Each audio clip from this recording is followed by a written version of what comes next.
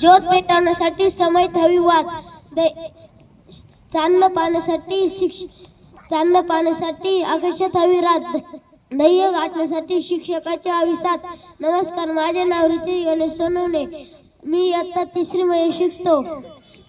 प्रथम सर्वांना शिक्षक दिनाच्या हार्दिक शुभेच्छा.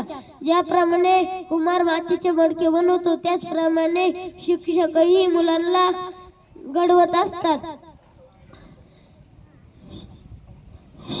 म्हणूनच शिक्षकांना गुरु म्हटले जाते. लोक म्हणतात की जर आपल्या हाताच्या रेषा अपूर्ण असेल तर भाग्य चांगले नसते, परंतु मी म्हणतो की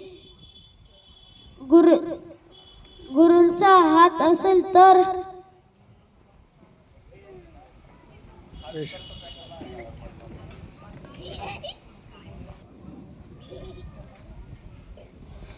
एवढे बोलून मी माझ्या भाषण संपत. जय हिंद, जय महाराष्ट्र.